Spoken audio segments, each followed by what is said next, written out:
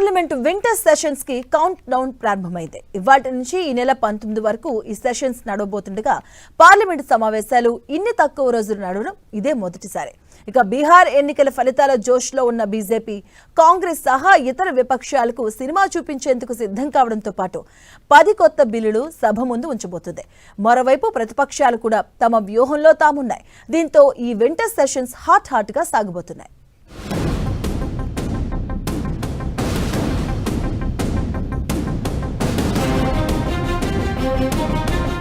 శీతాకాలం సమావేశాలు వేడివేడిగా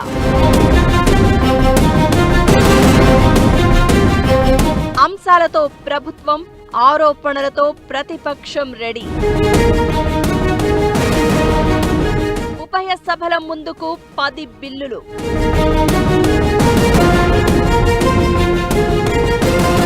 పార్లమెంట్ శీతాకాల సమావేశాల నేపథ్యంలో కేంద్ర రక్షణ శాఖ మంత్రి రాజ్నాథ్ సింగ్, పార్లమెంటరీ వ్యవహారాల శాఖ మంత్రి కిరణ్ రిజిజు అధ్యక్షతన అఖిలపక్ష సమావేశం జరిగింది. ఈ పార్లమెంట్ శీతాకాల సమావేశాలు సజావుగా సాగేందుకు సహకరించాలంటూ విపక్ష పార్టీలకు చెందిన సభ్యులను కేంద్రం కోరింది. సభలో ప్రవేశపెట్టిన బిల్లులను ఆమోదించేందుకు మద్దతు ఇవ్వాలని వారికి విజ్ఞప్తి చేసింది. సమావేశానికి కేంద్ర మంత్రులు జేపీ నడ్డా, అర్జున్ రామ్ మేఘవాల్, మురుగన్, అనుప్రియ పటేల్ తో పాటు కాంగ్రెస్ తరపున జైరాం రమేష్, టీడీపీ తరపున లావు శ్రీకృష్ణదేవరాయలు, వైఎస్ఆర్సీపీ తరపున మిథున్ రెడ్డి, బీఆర్ఎస్ తరపున సురేష్ రెడ్డి, జనసేన తరపున వల్లభనేని బాలశౌరి హాజరయ్యారు. ఇంకా మక్కల్ నిధి మయ్యం అధ్యక్షుడు కమల్ హాసన్, టీఎంసీ ఎంపీలు కళ్యాణ్ బెనర్జీ, డెరాక్ ఒబ్రెయిన్ తో పాటు తమిళ ఎంపీలు తిరుచి శివ, టీఆర్ బాలు సహా పలు పార్టీల పార్లమెంటరీ పక్ష నేతలు హాజరయ్యారు. ఏపీలోనూ స్పెషల్ ఇంటెన్సివ్ రివిజన్ చేపట్టాలని డిమాండ్ చేయబోతున్నట్లు టీడీపీ ఎంపీ కృష్ణదేవరాయలు ఈ సందర్భంగా చెప్పారు. ఏదైతే కృష్ణా వాటర్ డిస్ట్రిబ్యూషన్ సంబంధించి, కృష్ణా నది వాటర్ డిస్ట్రిబ్యూషన్ సంబంధించి రిఆర్గనైజేషన్ జరిగిన తర్వాత ఆంధ్రాకి తెలంగాణకి మధ్య నిలిచిపోయిన ముఖ్యమైన విషయాలు ఇది ఒకటి. దీనిపైన చర్చ జరగాలి. ఎందుకంటే రాష్ట్రానికి సంబంధించి, ఆంధ్రాకి సంబంధించి ఇరిగేషన్ వాటర్ కానీ, డ్రింకింగ్ వాటర్ కానీ ఈ డిస్ట్రిబ్యూషన్ సరైన క్లారిటీ లేనందువల్ల చాలా ఇబ్బంది పడుతూ ఉన్నాం. పైగా మన టైలెంట్లో ఉన్నాం. కాబట్టి దీనిపైన చర్చ జరగాలని చెప్పి మేము కోరడం జరిగింది. కృష్ణా వాటర్ డిస్ట్రిబ్యూషన్ పైన డిసెంబర్ 19 వరకు జరిగే ఈ సమావేశాల్లో కొత్తగా మొత్తం 10 బిల్లులను ప్రభుత్వం ప్రవేశపెట్టనుంది.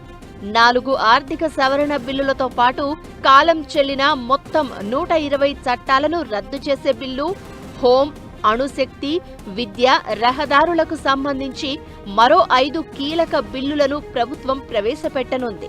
అటామిక్ ఎనర్జీ బిల్ 2025 ద్వారా అణుశక్తి రంగంలో ప్రైవేటు కంపెనీలకు ఆహ్వానం పలికేలా ఈ బిల్లు రూపొందించారు. అలానే దేశంలో నేషనల్ హైవేలు వేగవంతంగా పూర్తయ్యేలా పారదర్శకతతో కూడిన భూసేకరణ కోసం చట్ట సవరణ బిల్లును సైతం ప్రభుత్వం ప్రవేశపెట్టబోతోంది. భారత ఉన్నత విద్యా కమిషన్ను ఏర్పాటు చేసేందుకు మరో బిల్ ఎన్డీఏ ప్రవేశపెడుతోంది. శాస్త్ర సాంకేతిక విద్యా సంస్థలు, పరిశోధనా రంగం, ఉన్నత విద్యల్లో అత్యున్నత ప్రమాణాలు నెలకొల్పే లక్ష్యంగా సమన్వయంతో పనిచేసేందుకే ఈ ఉన్నత విద్యా కమిషన్ ఏర్పాటు చేస్తున్నట్లు కేంద్రం ప్రకటించింది. గత సెషన్స్ సందర్భంగా పార్లమెంట్ సెలెక్ట్ కమిటీల పరిశీలనకు పంపిన మరో 2 బిల్లులను ఈ శీతాకాల సమావేశాల్లో ఆమోదించేందుకు కేంద్రం ప్రయత్నించనుంది.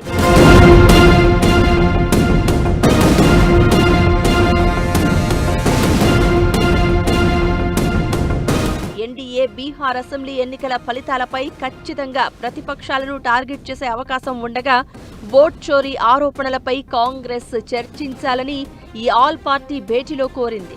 అలానే ఈవీఎంలు, ఓట్ల సవరణ ప్రక్రియతో పాటు మావోయిస్టులపై కేంద్రం అవలంబిస్తోన్న వైఖరిపై కూడా ఎన్డీఏని కాంగ్రెస్ సహా ఇతర పక్షాలు టార్గెట్ చేయబోతున్నాయి.